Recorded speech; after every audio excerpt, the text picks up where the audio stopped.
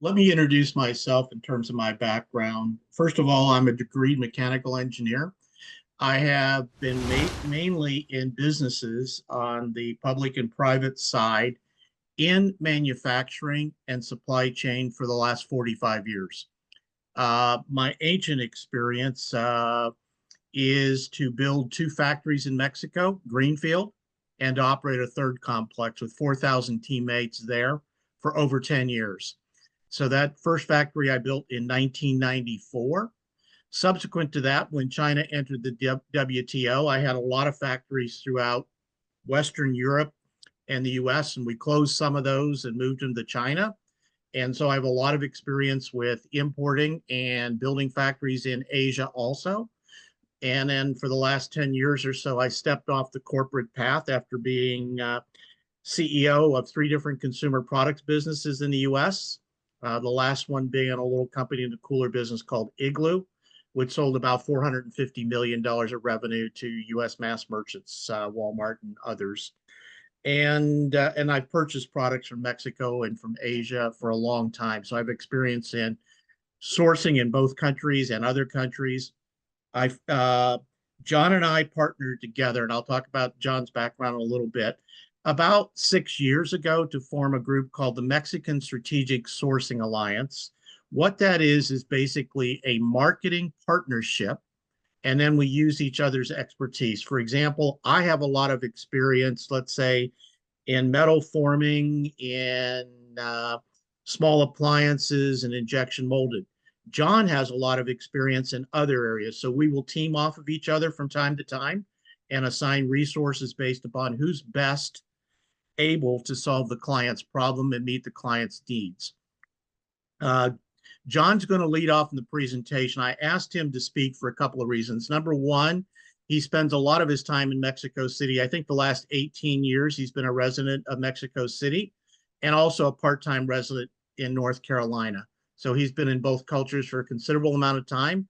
He's done sourcing for the majority of that time. And we'll let him talk in a little bit. But my voice was getting a little soft. Uh, the weather up here is cold and it's a little raspy, so I needed somebody else to help.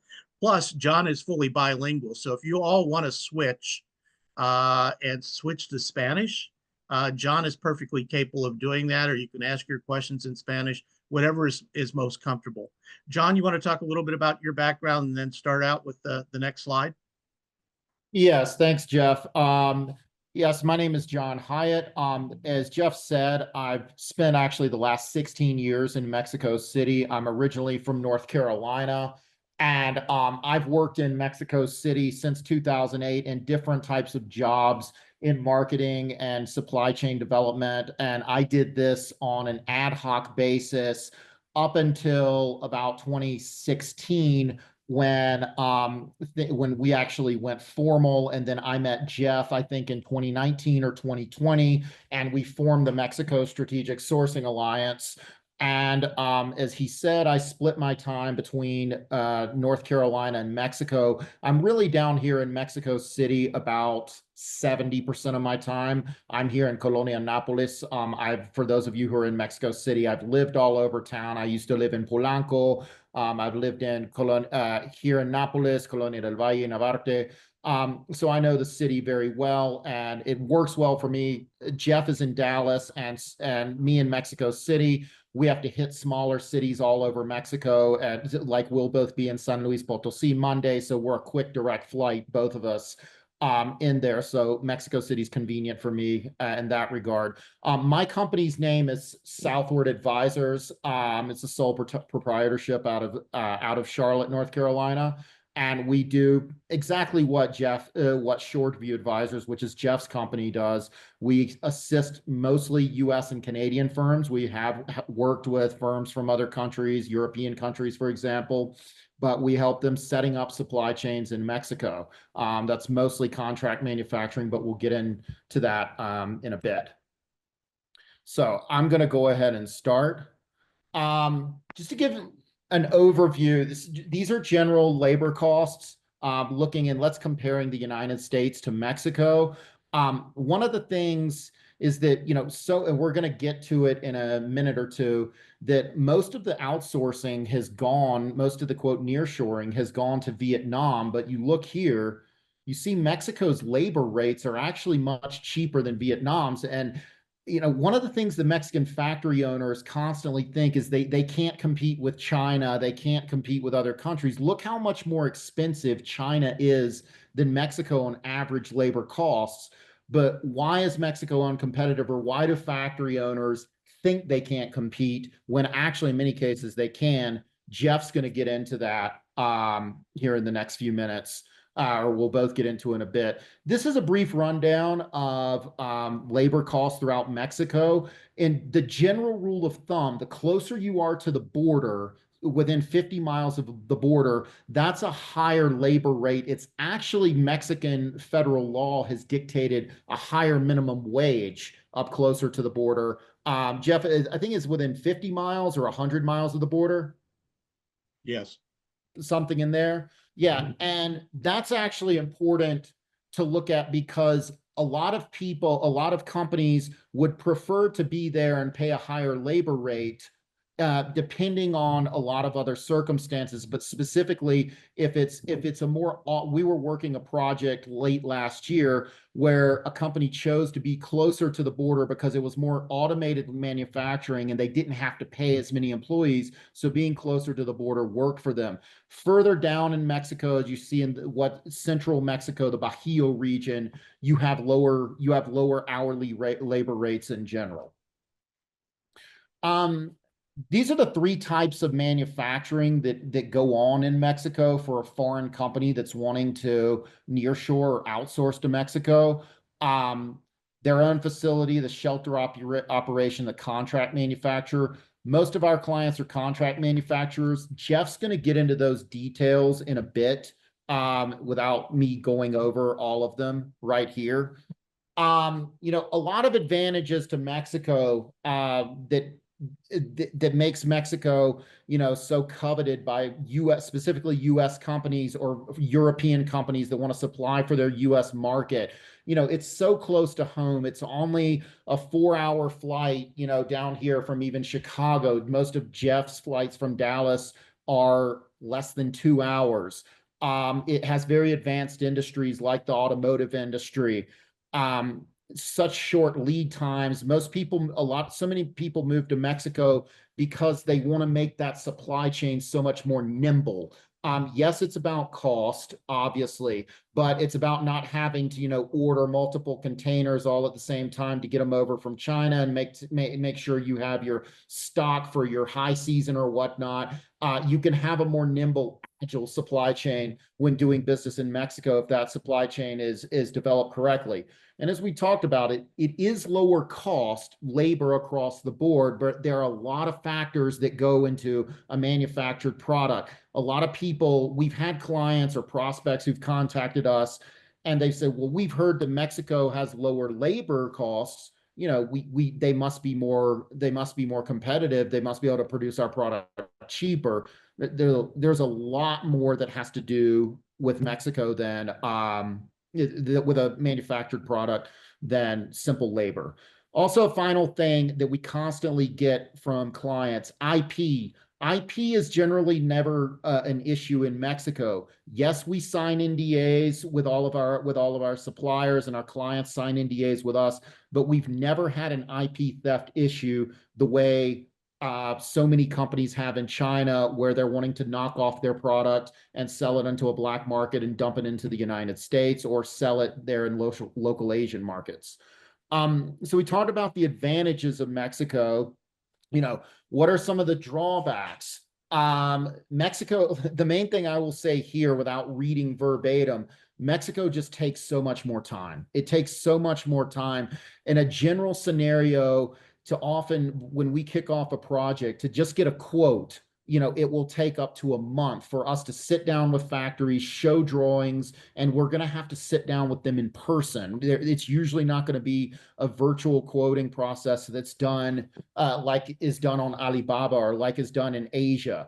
It's a relationship-based culture in which Mexican factory owners, even when we know them, to show them a new project, they're going to want to sit down with us in person. That's one of the reasons that Jeff and I are heading to San Luis on Monday.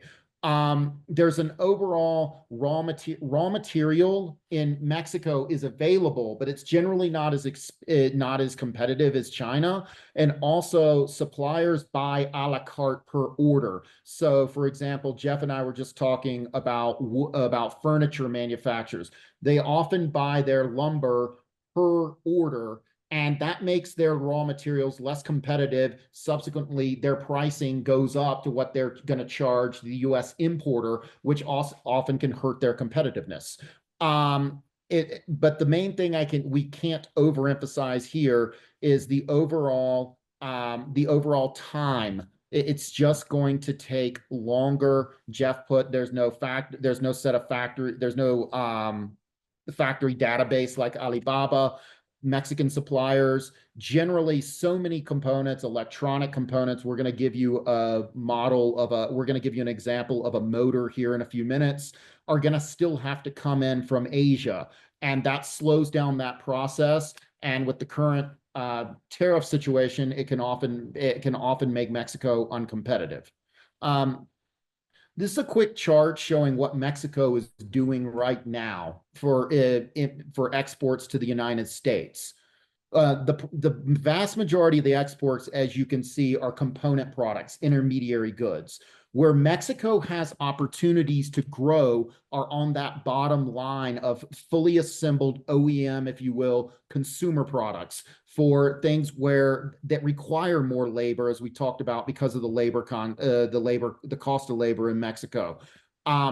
Products where we can build out a large bill of material for a client, where a client can come to Mexico and source multiple components in that bill of material, maybe have to pull some from Asia and then get the final assembly done in Mexico.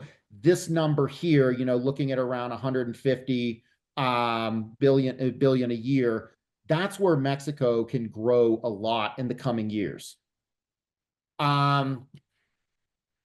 Looking here, this is just a quick overview of comparative costs this is your average in a perfect world for a manufactured product. If everyone was paying the exact same for raw material and everyone had the same internal operating cost except labor, what costs $1,000 in the United States should cost 13 or 37% more in the United States, should cost 23% less in Mexico, and cost something around in another LCC Asian countries such as Vietnam, Cambodia, Thailand, should cost even less. So why doesn't it? I said a perfect world. A lot of this has to do with what I hit on a minute or two ago. Raw material sourcing, where Mexican suppliers are buying a la carte, or they're not bidding competitively, because Jeff and I are going to be in Guanajuato, Mexico in a month or so, giving courses to Mexican suppliers on this. That for a supplier, and it doesn't really matter if you're a manufacturer, you can be in Des Moines, Iowa, or you can be an hour outside of Mexico City. It doesn't really matter where you are. If you are not constantly benchmarking your raw materials, if you're buying from the same supplier down the road that you've been buying from for years or decades, you're probably paying too much. And this is a notorious scenario in a country like Mexico, where business is done based on trust. And Pedro Gomez, the owner of a CNC factory, has been purchasing his steel from the mill down the road from a dealer down the road that buys from the mill, from another mill. He's been using the same sourcing mechanism, if you will, for over a decade. He's probably paying too much. Okay, and hitting on that same note, so we've had really two main things that happened that has caused the nearshoring rush over the past decade. The first thing was the 2018 301 tariffs, which have now gone up from 25% to 35% in the last month. Those tariffs are specifically focused on China. Okay. The second thing that has happened was obviously the supply chain crisis that hit at the end of COVID in summer of 2021 with shipping bottlenecks all over the world. The Suez Canal was an issue. LA, there were the bottlenecks on the ports of Southern California, of LA and Long Beach. So who has won and who has lost? You see the main loser is China. The main winner is Vietnam, but so many companies in the US would rather Mexico have been the winner because they're interested in doing business more in Mexico. Why is Mexico not performing? Why isn't enough work coming to Mexico? Why aren't enough projects and products being nearshored to Mexico? We're going to get more into details about that. A lot of it is what I just discussed. The mentality, Mexican factory owners, a lot of them don't think they can be competitive even when they can. They're purchasing they're purchasing raw material at an uncompetitive rate. 3, the amount of time that it takes to do things in Mexico. A lot of US buyers and VPs just get irritated and say they're going to go to another country. Leading into that, this is our general sourcing process at MSSA, Shoreview, and Southward. I'll let you guys read that in a few minutes, or when you get the actual presentation. I don't want to go through piece by piece right there. We're going to go through the details in a minute. And in general, the first part of the process is finding Mexican suppliers, or in our case, we generally have several Mexican suppliers, maybe up to a dozen in our network for a given project.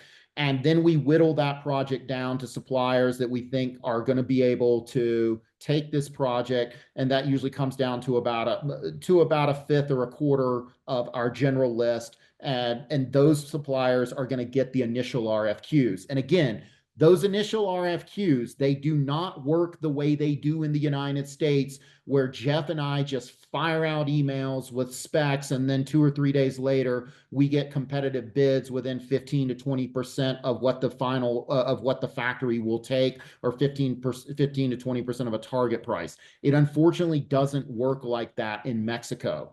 We're going through this process. We'll whittle it down, as we said, maybe 5 or 6 factories. We're going to have to send factories. We're going to have to sit down with them in person, send them drawings. In many cases, show physical samples. And at the very least, Jeff and I always, to get a solid benchmark in a business case, we always want to have at least 3 factories. Definitely not 1, because you may be leaving money on the table. At 2, it can be okay, but you usually want at least 3 for that benchmark. Okay. Again, the final bullet here: Mexico is an in-person business culture. Things are not going to get done just on Zoom. Yes, you can have initial intros to your clients on Zoom and on Teams. There's nothing wrong with that. But the rubber will not meet the road with regards to serious interest in a project or serious interest in doing business on the part of the Mexican supplier until you have been in their factory in person. And Jeff and I always like to say, until you've probably let the factory owners take you out to a dinner or two with some drinks, because that's how they really get comfortable with you down here in the business culture. And so flipping back around to China, how so many people call us and they say, we did this, and this in China, and that's how we want to do it in Mexico. That's usually a real short phone call, folks. We say, okay, well, go back to China, have fun. It's not going to work in China the way it works it's not going to work in Mexico the way it works in China.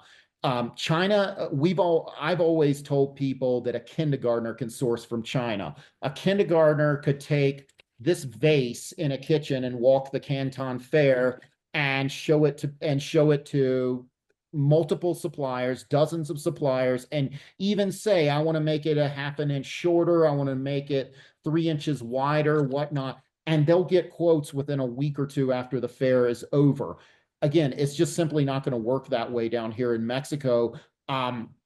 Because of the business culture, things are going to take much more time.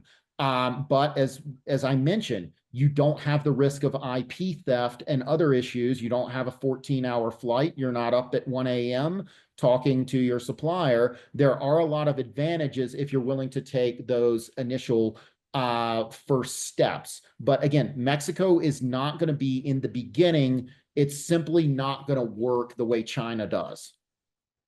So again, getting back to the bidding process and the overall sourcing process. This is a chart that Jeff put together, I think sometime last year, that we actually show this a lot to prospective clients, not just in webinars like this, to show them how things are actually going to work. And as you can see, I'm not going to go over each point, but after 4 rounds of bidding, we found that supplier E, was the most competitive. I think Jeff had told me in this specific case, I wasn't involved.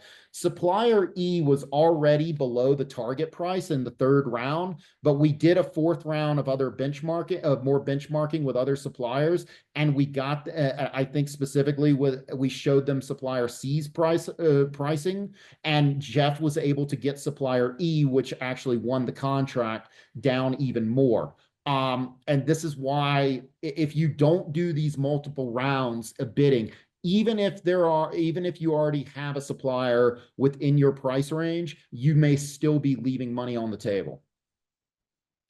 Again, going back to the wonderful concept of time, as I've written about in articles so many times. And why does Mexico take longer? It's mostly cultural. I'm not going to read through this entire chart here, but basically what it's saying is that for a Chinese sourcing project on average, after the first week of contacting potential suppliers on Alibaba or whatnot, getting on calls, signing NDAs, all of that, you can have product up and running and shipping after about 14 weeks. Obviously, this depends on the product line. If this is an injection molding or some other type of product that needs tooling, it's not going to happen that fast. It also depends on the complexity of the bill of materials. But in Mexico, you're talking about waiting all the way to 36 weeks, over double the time. I mean, we've had them even longer than that. This is something that we'd love for Mexico to change. Jeff often talks about this in keynotes, that China was where Mexico is right now with this concept of time and the development and overall integration of the supply chain. China was here with this type of model 30 years ago, or 25 years ago. And Jeff can attest to that from when he was moving factories from Mexico to Asia and the US to Asia. Mexico has started to get better little by little. What we will say is the automotive industry in Mexico, it's already here on the Chinese model. The sophistication of the NAFTA, now USMCA supply chains, and how fast things get done and how quickly components get produced and new projects get going. These supply chains are already more advanced. We just want to see Mexico advance quicker and become more efficient in its overall bidding and quoting and production process, so that it can compete more, not just with China, but with the rest of the world. Okay, and I think, Jeff, you're going to start talking here. Yeah, but take me back to the last slide. I want to make a couple of comments on that, because I've dealt both in China, bought billions of dollars for many, many companies, and then also had that experience in Mexico over 10 years with 4,000 teammates. What I want to point out a little bit is in terms of risk.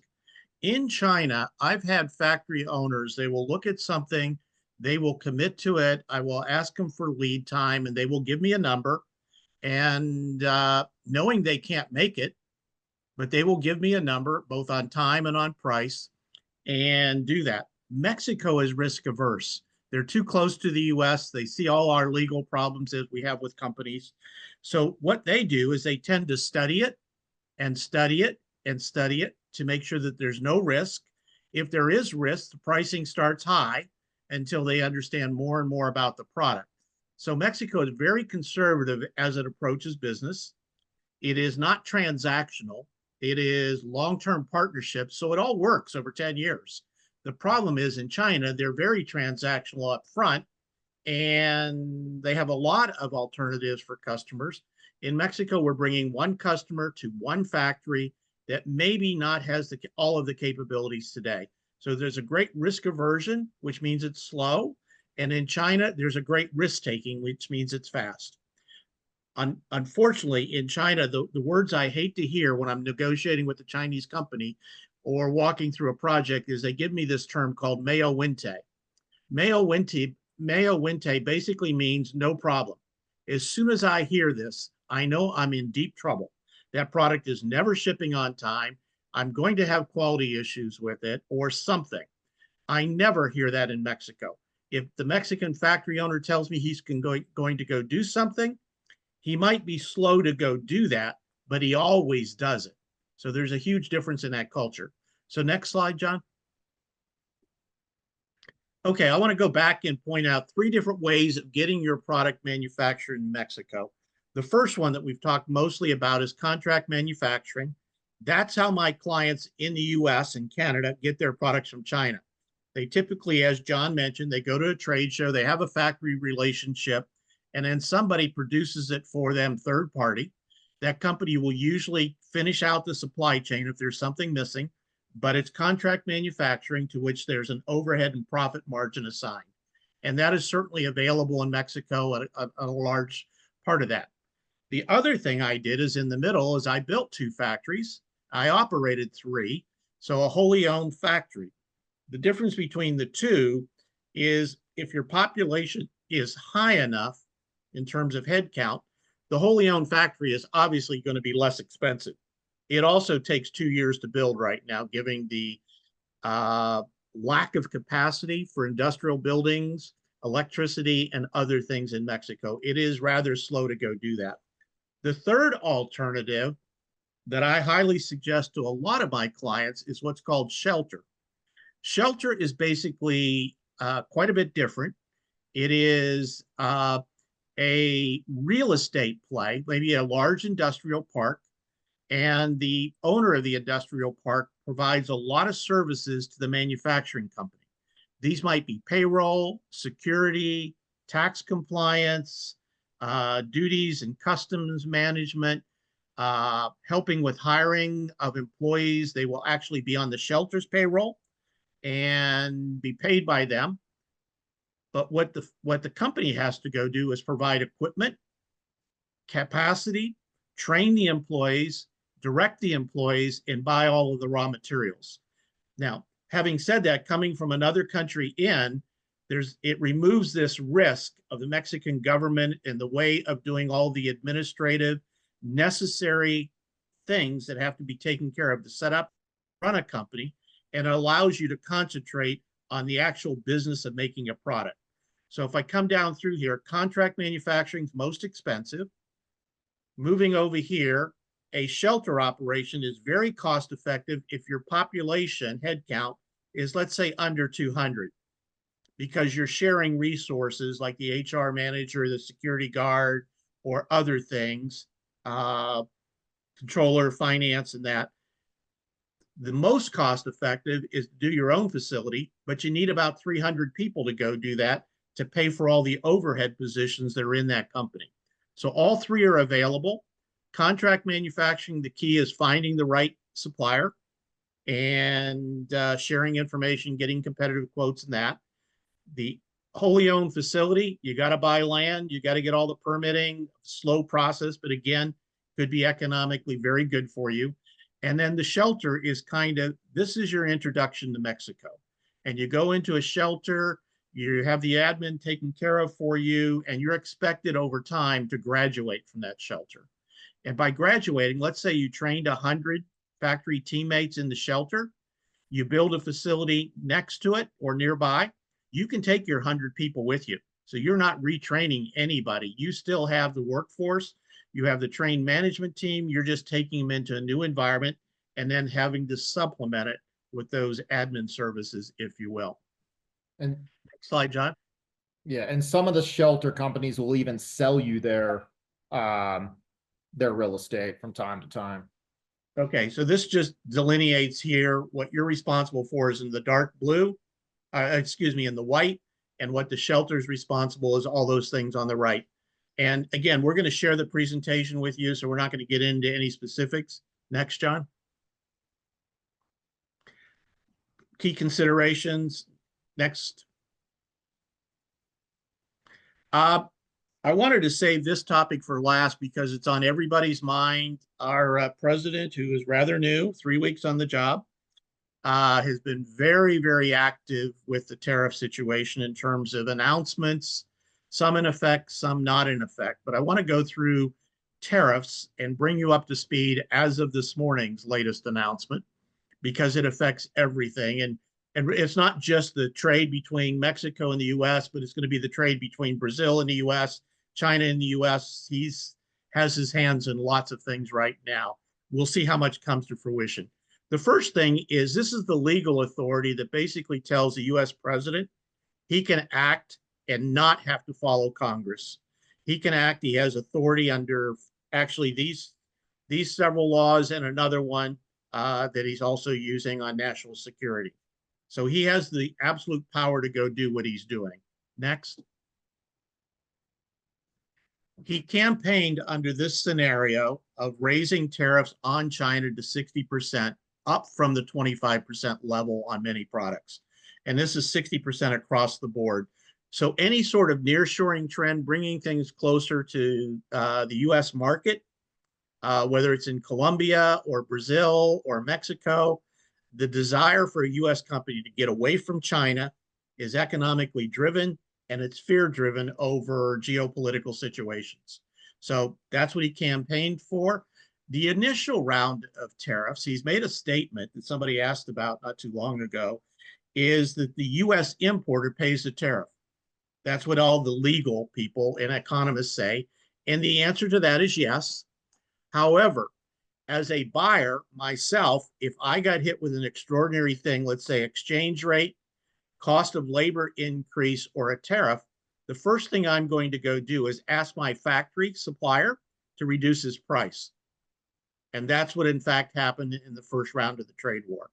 75% or so of those tariffs imposed have been paid for in the form of a reduced price. All the tariffs are paid by the importer, but the factory making the product cut their price in order to help overcome that situation. Next. These are the tariffs he put in place. We're going to skip over those because those are history now. In his first presidency, Trump actually announced a 25% tariff on Mexico. And then and he announced it because he wanted Mexico to pay greater attention to the southern border and illegal border crossings. So he announced the tariffs. About 3 days later, Mexico agreed to send both soldiers to the border and to agree to a policy called, remain in Mexico. That is his history. He thinks it's successful to go ahead and threaten a company with tariffs to get them to change their policies. And he's 1 for 1 in having done that so far. Next. Okay, this is his campaign. He has run on a campaign of deporting a lot of people across the border. He has campaigned on 20% generalized tariffs for the whole world. And we'll go into these a little more specific. He has campaigned very strongly that if another US manufacturing company moves across the border, and I would say that's across any border, he's going to put extraordinary tariffs on that company. He has threatened 200%. Yeah, he has threatened 200% tariffs on automobile manufacturing in Mexico if it is the result of a new plant in the US closing and moving to Mexico. And he had a number of different threats. Then he threatened 25% on all tariffs on all products from the US and, from Mexico and Canada, if Canada and Mexico did not address the border and illegal fentanyl production and crossing. Next. This is what he did as of February 10th, and there's a little update this morning. First of all, he's got 4 different types of tariffs. So I'm going to go back into those versus campaign. The first one is this 25% tariff on Mexico, Canada, and it's a punitive tariff. You change your policies or you get the tariff. And he has suspended both of those at 25% on Canada and Mexico. It is supposed to be the suspension will either be renewed or canceled on March 4th. So that's still pending. But both countries have sent soldiers to the border. Both countries have addressed some of the criminal issues in terms of cartels. So we'll see if Trump thinks those are strong enough or good enough to not put on punitive tariffs. In the case of China, he did put on a punitive tariff, and that is because during his first administration, he negotiated a trade deal with them. They have not fulfilled the trade deal, so he is punishing China with a 10% additional tariff on all products. So that's punitive, and that's very specific by country to change policy. The second one that he announced about on February 10th is under 232, which is a structural tariff. This tariff has been put in steel and aluminum globally, with the exception of maybe Australia, in order to encourage more manufacturing of steel and aluminum in the US. It is meant to reset the structure of various economies. And so that's his current announcement. It goes into place, I think, on the middle of March, March 10th. Those tariffs go in. 25% on aluminum from everywhere, 25% on steel from everywhere. And then it goes down a little bit further into they're going to put it on derivative products also. Well, what's a derivative product? It's a product that is substantially made from steel or aluminum with very little other value added. For example, what's been talked about is steel buildings or maybe steel racking for a warehouse. So it's not on derivative products yet, but he's promising that by the middle of April. So we'll see what he does, but it's to reset again who manufactures what in the world. And he's talked about computer chips, pharmaceuticals, copper. This morning's announcement is a 25% tariff on all imported automobiles. To me, this means finished automobiles from countries like Brazil, Japan, South Korea, Germany, complete built automobiles. I do not think it talks about the majority of the 25% automobiles that the US gets from Mexico, because those are co-manufactured. A lot of the parts are made in the US, assembled in the US, vice versa. In fact, an average automobile crosses the border 40 times between the US and Mexico. I don't think he's talking about that whatsoever. He's talking about finished product, the Volvo made in Sweden, or a BMW or Mercedes made in Germany. That's what he's talking about in terms of those tariffs. And we'll have to see what he does on that. He's announced that he's going to do it, but it's nothing specific yet. The third general one he has out there is what he's talking about: reciprocal and fair tariffs. That is to say, if you have a tariff on US imports into, let's say, Germany, I'm going to pick on that one, of 12% on automobiles, and the US has 2.5% on automobiles from Germany to the US, we can expect there'll be 12% or so on automobiles from Germany into the US coming, reciprocal. These are meant to be balanced. Here we look at countries that have huge trade deficits with the US, and he's going to single those out. For example, let me give you Vietnam. They were picked up a lot of volume off of China instead of Mexico or other countries. They have a 15% average duty for US products going into Vietnam. My guess is sometime in the middle of April, there will be a 15% average duty on all products leaving Vietnam coming to the US. Reciprocal. Those, I think, can be negotiated away. In fact, we've seen the European Union, we've seen other countries, India last week, come to the US and say, let's sit down and lower trade barriers. And I think Trump will go with that. But in the absence of the particular barrier being lowered, tariffs are going in. The last one I think is least likely, and that was at 20% across the board. That is meant as a revenue raiser for the US government. to shift the tax burden from the U.S. average person and income tax to the U.S. importer. I don't think that will go through, but that's the fourth tariff that he's talked about. So again, that's kind of the scenario. A lot of activity. Some tariffs on China's already gone in. Others are threatened. We'll have to wait and see. But I think the best position for any government that has a higher tariff on U.S. goods into that country should be in Washington, D.C. or Mar-a-Lago negotiating a reduction in tariffs rather than wait on being punished. And again, that's as of this morning. Next slide, John.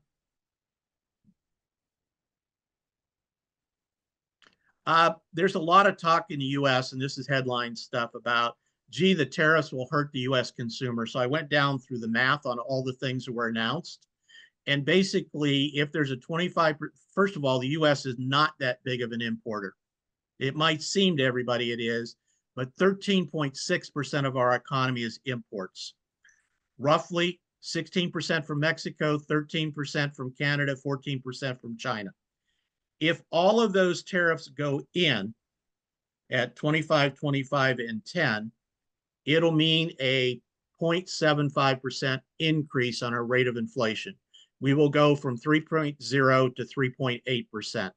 We have averaged 5.2 the last 4 years. It will be upsetting to a lot of people, but the U.S. economy will thrive. The second part, when we look at a country like Canada, which is even higher, and Mexico, 43.3% of the Mexican economy is exports. Of that, 83% go to the U.S. So if we do have a real trade war there, Mexico is in a depression within 2 weeks, and the U.S. will be upset a bit. Same thing in 60% on all Chinese imports. That'd be about $80 billion in a $29 trillion economy. Not that significant. Okay. This is our contact information. This is the time, a good time to put questions in or comments into the chat, or we can go back and cover anything that we've already talked. But I did want to end up on tariffs because it's like the headlines in every country almost every other morning.